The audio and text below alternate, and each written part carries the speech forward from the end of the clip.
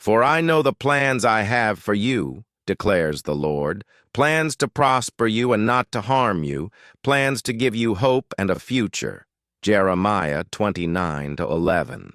Have you ever lived through a moment when everything seemed ready to work out, and then suddenly it didn't? I'm not talking about small inconveniences, but about those days you prayed for, prepared for, believed with all your heart, only to see the door close right in front of you. In that instant, your heartbeat quickens.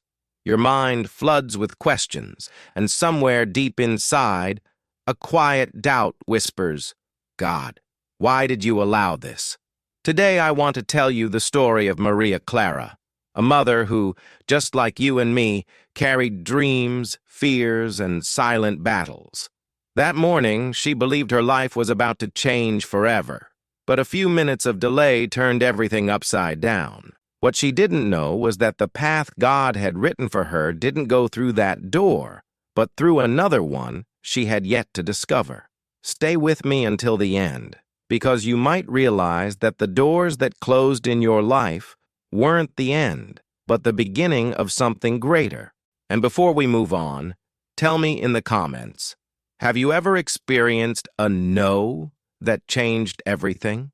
The sun had barely risen when Maria Clara's small apartment filled with the soft golden light of a new day. The worn curtains let the warmth seep through, casting patterns on the cracked floor tiles. She stood at the narrow counter spreading peanut butter on a slice of bread for her son, Daniel, whose sleepy eyes followed her every move. It wasn't just another morning. It was the morning, the one she had been praying for. The job interview at the downtown office could change everything. Today, she whispered under her breath, today things will turn around. She laid out her best blouse, an ivory button-up she had ironed twice to make sure no wrinkle betrayed her nerves, and paired it with her only pair of formal pants.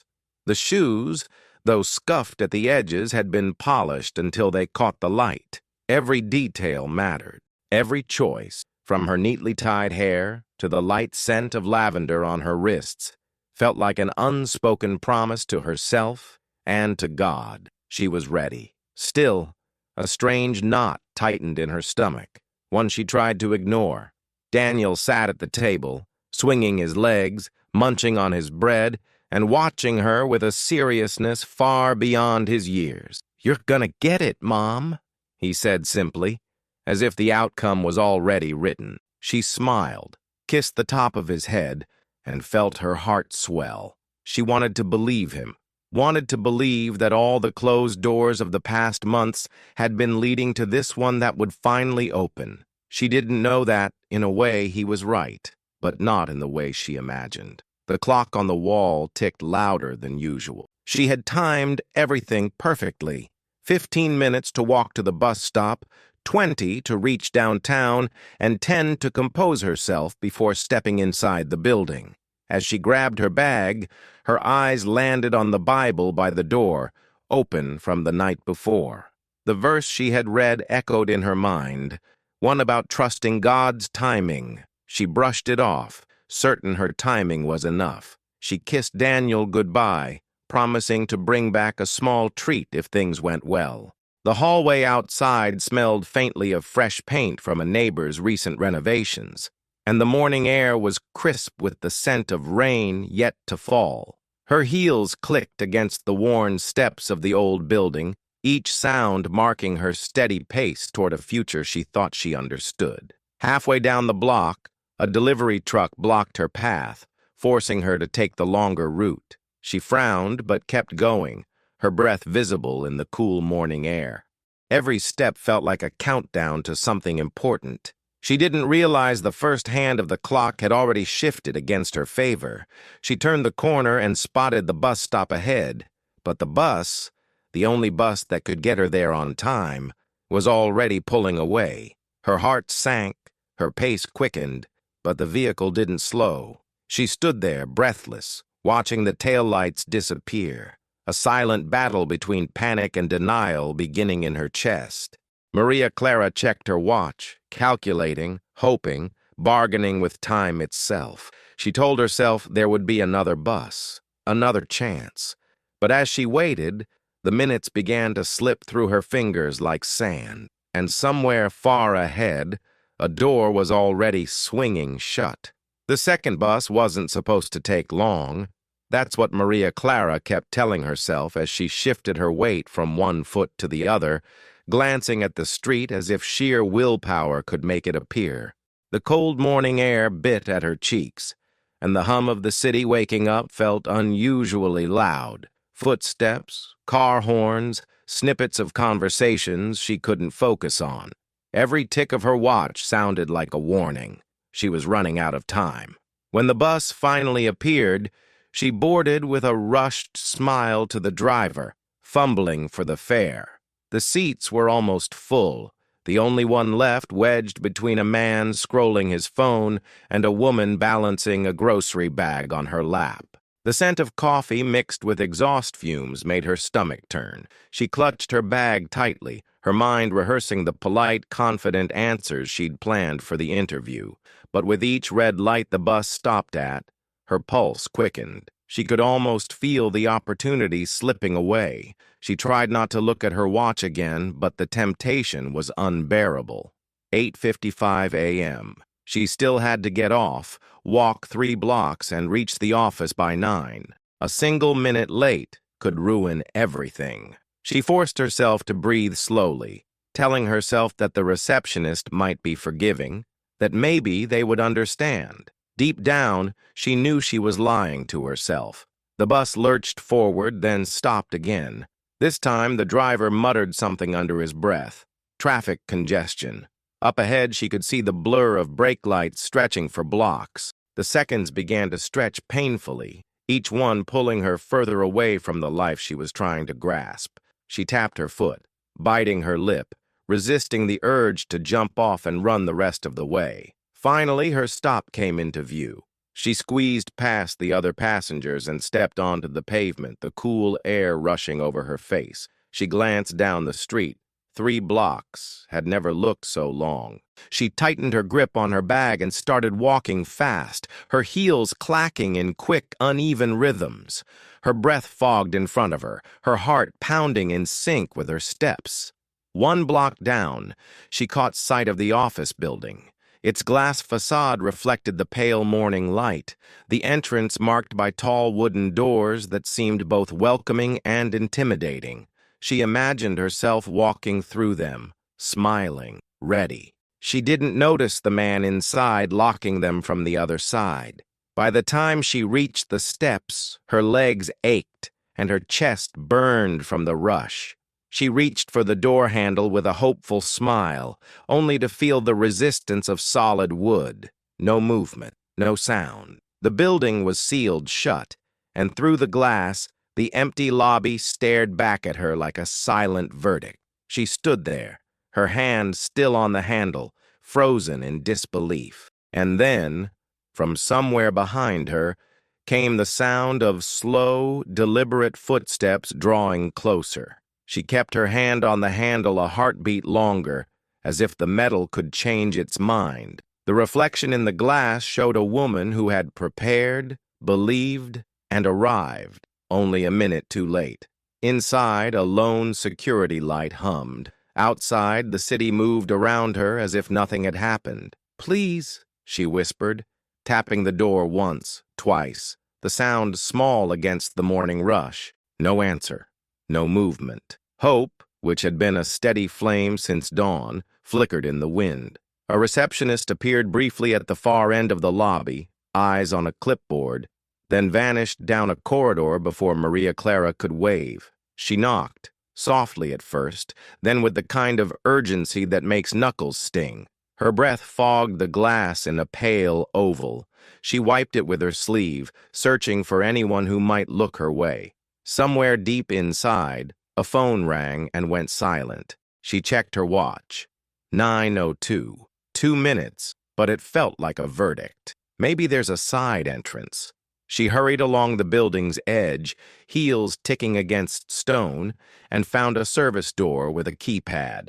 She hesitated, then pressed the buzzer. Static. She pressed again, crafting in her mind a careful sentence. Polite, accountable, hopeful. No response. When she returned to the main steps, the city's rhythm seemed louder. Traffic, a distant siren, the murmur of people with places to be. Her place, it seemed, had been decided without her. She forced herself to inhale slowly, to square her shoulders the way she had practiced in the mirror. You are not your worst day. You are not this moment. She took her phone from her bag, found the email thread, and dialed the number for front desk. 1 ring, 2, a click. Good morning, a bored voice said. Maria softened her tone, explained the traffic, the bus, the seconds, careful not to sound like excuses. I understand, the voice replied. The hiring panel began at 9 sharp. We're no longer receiving candidates. The line held a pause, long enough for disappointment to settle. You may reapply next cycle. Click. Tears gathered, hot and sudden. She blinked them back, refusing to let them spill here, in the open. She stepped away from the door and sat on the cool edge of the steps, palms flat against the stone as if grounding could keep her from breaking. She had promised Daniel a treat. She had promised herself a turn in the story. She had prayed. Was this the answer? A single tear slipped free despite her resolve. She swept it away quickly, as if erasing evidence. Miss? The voice was gentle, worn at the edges by years of use. Maria lifted her head. An older woman stood a few steps below, hands wrapped around a canvas tote, gray hair pinned with a single pearl clip. Her eyes held the kind of kindness that doesn't flinch when it meets pain. Are you all right? The woman asked. Maria opened her mouth. Yes, I'm fine, the standard defense, but the truth pushed first. I was supposed to be in there, I'm late. They won't see me. The woman glanced at the sealed doors, then back to Maria, as if measuring something beyond time and schedules. Sometimes, she said softly, the door that matters isn't the one we expect. Maria almost smiled at the simplicity of it, and almost bristled at how much it hurt. I don't have the luxury of missing chances, she replied, standing to smooth her blouse. The woman nodded, unoffended, as though she had been where Maria stood and survived it. Come, the woman said, turning slightly and nodding toward the adjacent building, a brick structure with an arched entryway and frosted windows that caught the light like quiet promises. It'll only take a minute. Maria hesitated, instinct tugging her back to the glass, to the idea that persistence might pry it open. But the door remained mute, and the woman's gaze was steady, inviting without insisting. Maria looked once more at the lobby she couldn't enter, then at the unknown beside it, and as she lifted her bag strap onto her shoulder, the deliberate footsteps she'd heard earlier stopped right behind her. The first tear was uninvited, slipping down Maria Clara's cheek before she could will it away. She turned her face slightly toward the street, hoping the passers-by wouldn't notice. But in the city, invisibility was an illusion, especially for someone standing still, holding disappointment in both hands. She pressed her lips together, the lump in her throat making it hard to breathe. The polished facade of the office loomed behind her, but it felt like another planet now, sealed and unreachable. She lowered herself onto the curb, the cool stone biting through the thin fabric of her trousers. Her hands rested limply in her lap, one still holding her phone as if it could somehow call back the moment she'd missed. The morning air carried the scent of fresh bread from a nearby bakery, a cruel reminder of how long it had been since she'd eaten without worry. She thought of Daniel's small face lighting up at the promise of a treat, and the thought cut deep. How do you explain to a child that sometimes hope isn't enough? Around her, the world carried on indifferent. Heels clicked on the pavement. Delivery men pushed carts stacked with boxes. A cyclist rang a bell as he swerved through pedestrians. No one stopped. No one asked. except for the faint shadow that still lingered a few steps away, belonging to the older woman with the canvas tote. Maria kept her eyes on the ground, afraid that meeting that gaze would unlock something she couldn't hold back. Her mind raced through every sacrifice that had brought her here, the sleepless nights, the prayers whispered over unpaid bills, the meals skipped so Daniel could eat more. This interview wasn't just an opportunity. It had been the plan. And now, sitting on a cold sidewalk with mascara smudging under her eyes, she felt the weight of every closed door from the past year pressing down at once. Sometimes, the woman's voice came again, quieter this time, almost blending into the hum of the street. We think we've lost something, when, in truth, it was never meant to be ours. Maria exhaled sharply through her nose, half a laugh, half a protest. Easy words to say when it wasn't your life on the line. Yet something about the woman's tone, calm, unshaken, slipped under Maria's defenses. She lifted her gaze, just enough to see the woman's hand extend, palm up, fingers relaxed, not demanding, not rushing, an offer, plain and steady. "Come with me," she said again, her eyes holding a warmth that contrasted the city's indifference. Maria hesitated, her mind tugging her back toward the glass doors as if staring long enough might make them open. But the woman didn't move her hand away. She simply stood there, patient, as if she knew Maria was deciding more than whether to follow her. It was about whether to believe that another path could exist. And just as Maria drew a slow breath, considering, a man's voice called from across the street. "Ma'am, you dropped something." Both women turned, and the man was holding something small in his hand, something Maria recognized instantly, though she hadn't seen it in years. Maria Clara rose halfway from the curb, her eyes narrowing to focus on the object the man held. It was a keychain, worn, slightly tarnished, but unmistakable, a small silver cross with a single blue bead at its center. She hadn't seen it since the week Daniel was born, when it had mysteriously vanished from her hospital bedside table. She remembered holding it during contractions, whispering prayers into the sterile air.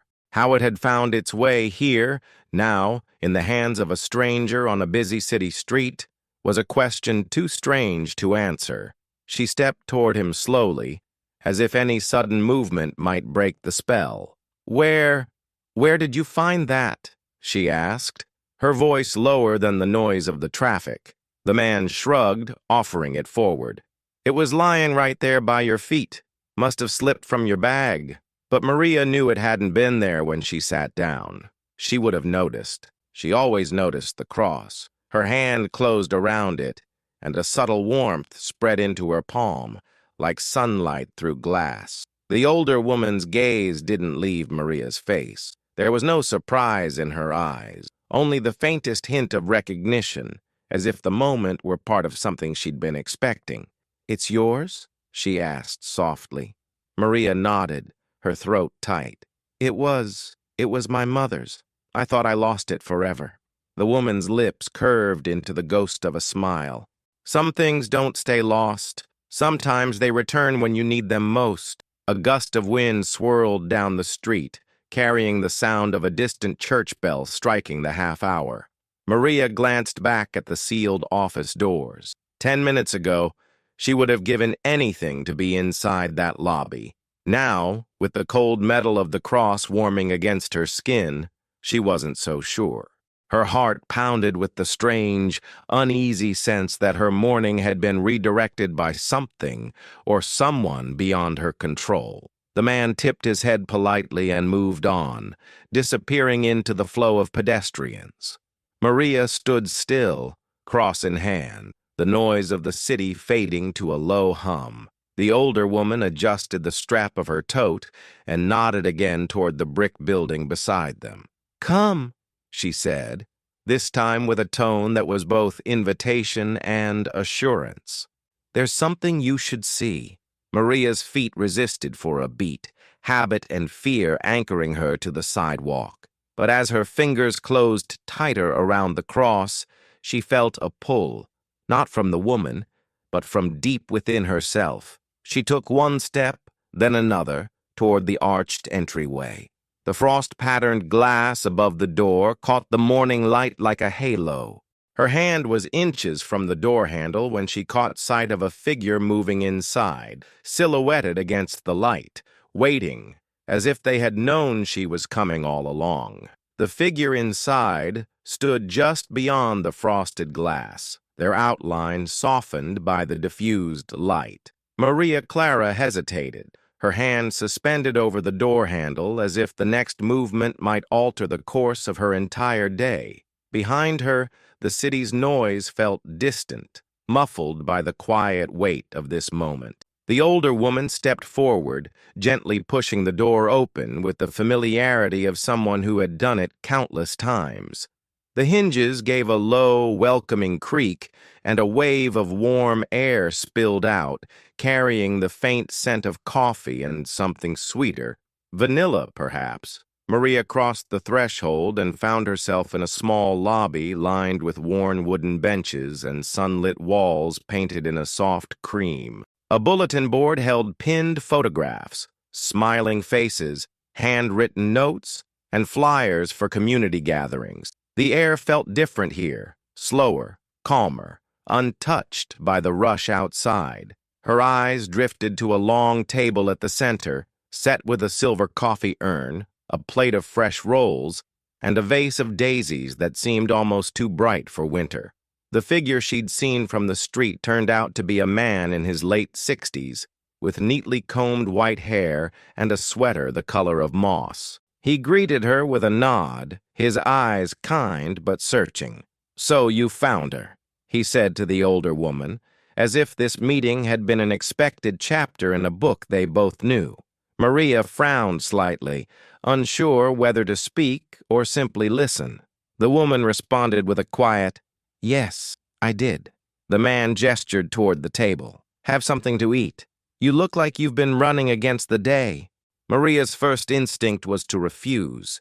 She didn't want charity, not from strangers, but the warmth in his voice made it sound less like an offer and more like an open door.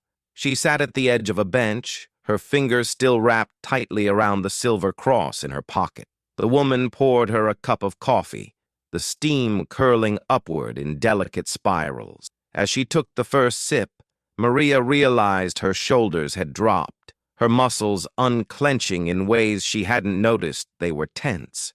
She wanted to ask where she was, why she had been brought here, but something told her the answer would come in its own time. The man sat across from her, folding his hands on the table. "We believe," he began, "that sometimes God closes one door, not because it's wrong, but because another is already open, waiting." The words struck deep, almost uncomfortably so. Maria glanced toward the exit, where sunlight still streamed in through the frosted glass. For a brief moment, she imagined walking out and forgetting this place entirely. But when she looked back at the man, his gaze was steady, patient, like he knew she wasn't ready to leave. Then the woman leaned forward, her voice lowering. "Maria, what if I told you that this morning wasn't about that job at all?" The question hung between them like the hush before a storm. Maria's grip on the cross tightened, her pulse quickening. And before she could respond, the man reached into his sweater pocket and placed something on the table, a folded piece of paper with her name written in handwriting she hadn't seen in years. Her name stared back at her in looping, elegant handwriting, ink slightly faded, edges of the paper worn soft with time. Maria Clara didn't move at first. Her mind scrambled to reconcile what she was seeing with what she knew to be possible. No one had written her name like that since her mother passed away. Where did you get this?" she asked, her voice barely more than a whisper. The man didn't answer right away. Instead, he slid the folded paper across the table, his expression unreadable. Her fingers hesitated before touching it, as if it might vanish at her slightest movement. She unfolded it slowly, the sound of the creased paper unnervingly loud in the stillness. Inside, just one line. When you don't understand the path, trust the one who made it. That Maria's breath caught. These were the exact words her mother had told her on her final night in the hospital. She hadn't heard them since.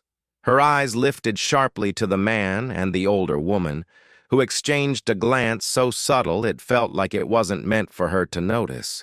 The room seemed smaller now, the walls leaning in with an intimacy that felt almost supernatural. "Who are you people?" Maria asked, her tone firmer this time. The older woman smiled faintly, though her eyes held something deeper, an unspoken history, perhaps. "We're friends of someone who knew you would be here today," she replied. It wasn't an answer, not really, but it carried the weight of certainty. Maria looked around the space again. Beyond the lobby was a corridor lined with more photographs, and somewhere further in she could hear faint laughter, like a group gathered just out of sight. The air here was warmer than it had any right to be, scented with coffee, baked bread, and something faintly floral, like the perfume her mother used to wear. Each breath seemed to anchor her in place, even as her mind screamed for clarity. "You brought me here for a reason," Maria said finally, pushing the paper back toward the man. "I just don't know if I'm ready to hear it." The man leaned back slightly, as though respecting her pace. "Some things can't be rushed," he said, "but when the time is right, the truth feels less like a blow and more like a door quietly opening." She wanted to argue, to demand straight answers, but something deeper, an instinct she couldn't name, told her this moment wasn't about control. It was about presence, about staying. She glanced at the frosted glass door, knowing she could still walk out. The city was right there. So was the version of her day she had planned. Then, from the hallway beyond, a voice rang out. Clear, familiar, impossible. It froze her in place, sent a shiver along her spine. "Maria?" it called again. She knew that voice. She knew it better than she wanted to admit. Maria Clara's heart stumbled over its own rhythm. The voice was warm, steady, and wrapped in the unmistakable cadence of someone who once knew her life's quiet corners. She turned slowly toward the hallway, her breath held tight, every step making the sound clearer. And then he appeared, a tall man in his late 50s, wearing a navy sweater and carrying a leather-bound notebook. His eyes locked on hers with the kind of recognition that didn't need confirmation. She froze, scanning his face as memories surged. Sunday mornings in the small church she attended as a child, the way he used to greet her with a handshake that felt like an embrace. "Pastor Elias?" she asked, the words fragile. He smiled gently, as if afraid a louder gesture might break her. "It's been a long time, Maria." The older woman stepped back slightly, letting the moment breathe. Pastor Elias moved closer, placing a hand over hers where it rested on the table. "I heard about your struggles," he said softly, "and I've been praying for you. More than that, I've been waiting for you." Maria's brow furrowed. "Waiting? How could you know I'd be here today?" He chuckled under his breath, not in mockery, but with the ease of someone who trusted unseen plans. "Let's just say I know the one who knew." Her throat tightened. She wanted to demand answers, to bridge the impossible gap between the office door that had slammed shut and this place that seemed to know her story before she told it. But instead, she found herself sinking into the safety of his voice. "You think this is God's doing?" she asked. "I don't think, Maria," he replied, his gaze unwavering. "I know. Sometimes he lets one door close so you'll notice the one that's been open all along." The room seemed to hum with a quiet resonance, as though the words themselves carried weight. Maria's eyes blurred with unspilled tears. She thought of Daniel, of the way he believed without hesitation that his mother would succeed. She thought of the silver cross in her pocket, found against all odds this very morning. Something in her chest loosened, not fully, but enough to let a little light in. Pastor Elias opened his notebook, flipping to a marked page. "I want to read you something," he said, his tone shifting into the cadence she remembered from sermons long past. Psalm 34:18, "The Lord is close to the brokenhearted and saves those who are crushed in spirit." The verse slid into her like a balm, filling cracks she hadn't realized were so deep. She leaned back slightly, allowing the words to settle. Then he closed the notebook and looked at her with quiet intent. "Maria, I have an opportunity for you. But it's not in that office you tried to enter this morning. It's here." She opened her mouth, the instinctive "I can't" ready on her tongue, until he added, "And it could change not just your life, but Daniel's as well." Maria Clara's pulse quickened. An opportunity? The word itself felt dangerous. Like a fragile bird she wasn't sure she had the strength to hold. "What kind of opportunity?" she asked cautiously, her fingers curling tighter around the silver cross in her pocket. Pastor Elias didn't rush to answer. Instead, he leaned back slightly, studying her face as if weighing how much to reveal in one breath. "It's work," he said at last. "But more than that, it's a calling, a position here, in this building, helping with the outreach program we run for single mothers." The words landed with unexpected weight. Maria blinked, the meaning settling in piece by piece. "You mean I'd be working here?" The older woman smiled, her eyes warm. "Not just working, guiding, encouraging, helping women who are where you've been. You know their fears because you've lived them." Maria's throat tightened. It wasn't the corporate job she'd dressed for. It wasn't the career ladder she thought she needed to climb, but it was something she couldn't immediately dismiss. "I'm not qualified," she murmured, more to herself than to them. Pastor Elias tilted his head. "You're more qualified than you realize. This isn't about degrees or resumes. It's about compassion, resilience, and faith. God's requirements are often different from man's." His words struck something deep, but fear still gnawed at her. Could she take a step into a role she hadn't even imagined an hour ago? Her mind flashed to Daniel, his hopeful eyes, his small voice promising she'd get the job. What would he think if she came home with something different, something unplanned? She remembered how he always asked why she smiled more at church than anywhere else. Maybe he already knew where her heart truly belonged. "I don't even know if I can start over like this," she confessed. The older woman reached across the table, her hand covering Maria's. "You're not starting over," she said gently.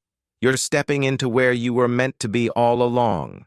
The sentence lingered in the air, wrapping around Maria's doubts like a quiet truth. Pastor Elias glanced at the clock on the wall, then back to her. "If you're willing, we could use you today.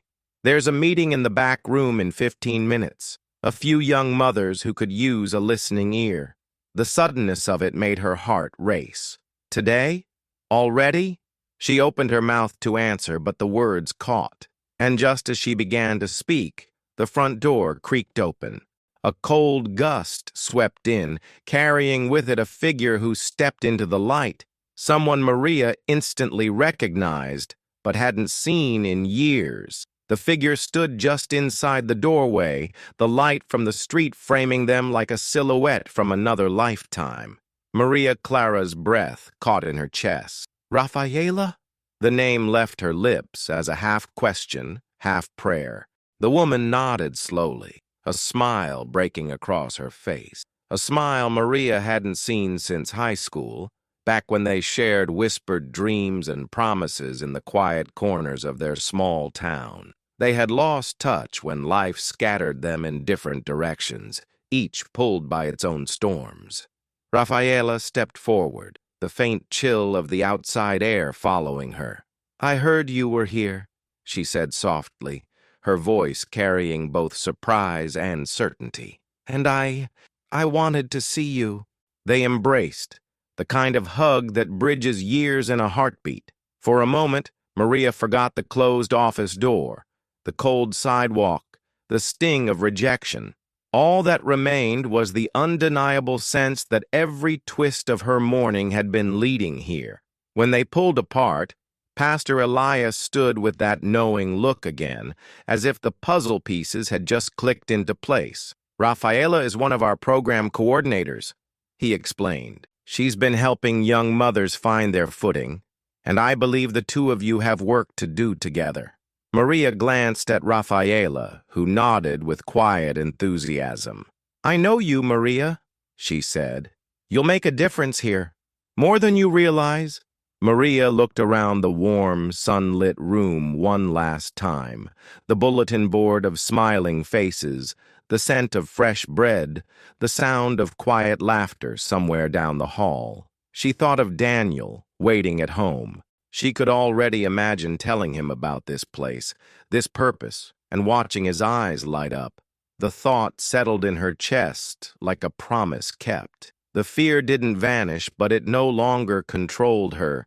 She realized then that faith wasn't about having no doubts. It was about walking forward in spite of them. Maria straightened, her voice steady. "All right," she said, a small smile curving her lips. "Let's start today." The older woman beamed, Pastor Elias nodded, and Rafaela squeezed her hand once before leading her toward the back hallway. As they walked, Maria's fingers brushed the silver cross in her pocket. It was warm now, almost pulsing, as if it, too, knew she was exactly where she was meant to be. She didn't glance back at the front door. She didn't need to. The path ahead was open, and she was ready to take it, one step at a time. "For I know the plans I have for you," declares the Lord. The verse from Jeremiah echoed again in her heart, but this time it didn't feel like a distant promise. It felt like the present, unfolding with every breath. If you've ever had a door close in your life, maybe it wasn't the end. Maybe it was God guiding you toward the one that's been open all along. And if this story spoke to you, share in the comments. What closed door in your life led to an unexpected blessing?